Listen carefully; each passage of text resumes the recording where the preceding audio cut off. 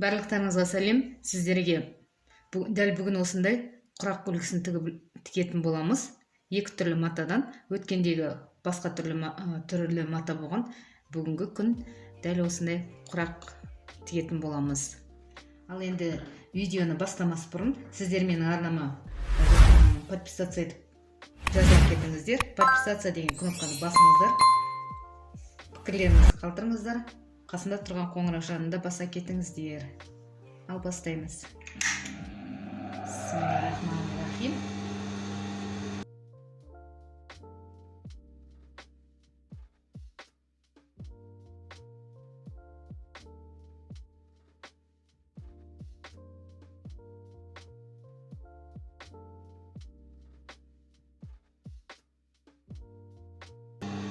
Астына қойған бөз матамыз біздің қалың қатты мата болу керек.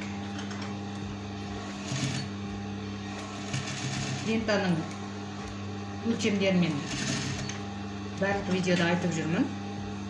Оның айтуының қажеті де жоқ шығар. Сол себепті видеоларын көріп жүрген болсаңыздар сіздерге түсінікті болады. Өткенде тіккен құрағым құрақ көрпем бәрі кісіге ұнаған екен, көп кісілерге ұнаған. Инстаграм парақшама да дайректке де жазып жатыр, өте қатты ұнады деп.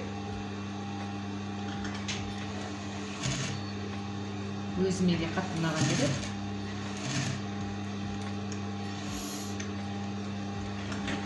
Тапсырыстар да көп келіп жатыр дәл сол құраққа. Құдай қаласа.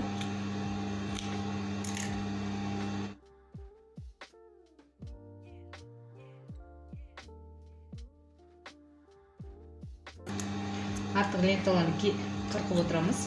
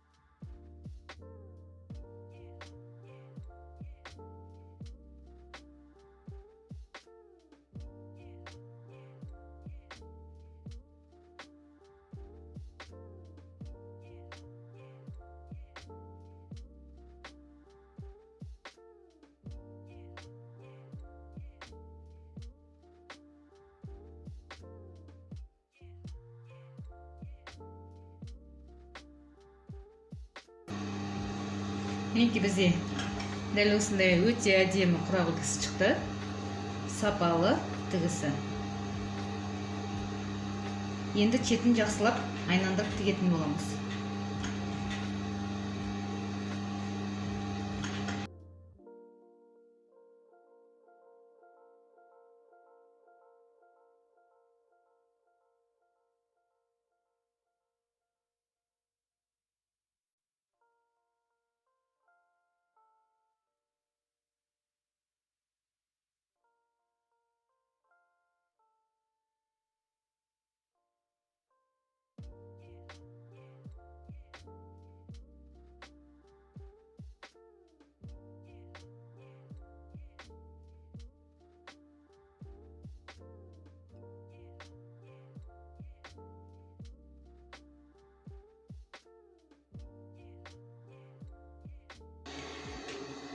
Мінекей керемет әдемі құрағымыз дайын.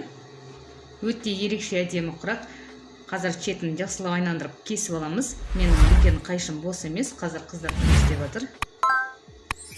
Көрсеңіздер, міне тігісі қалай түп-түзу тігілген. Сызғышпен сызғандай қылып тігілген. Дәл осылай тігілген құрағымыз біздің қисаймайды, керемет әдемі түзу құрақ шығады. Содан кейін біздің матамызда сапалы қатты мата, астына қойған бөз матамыз. Менің барлық арналарыма жазыла кетіңіздер. Пікірлеріңіз болса қалдырыңыздар. Мен сіздермен қоштаспаймын. Келесі видеода дәл осы құрағымыз қалай болып шыққанын көрсететін боламын. Сол видеоны жіберіп алмас үшін менің каналыма подписаться кнопкасын басып жазылып алыңыздар. Мен сіздермен қоштаспаймын. Келесі видеода кездескенше.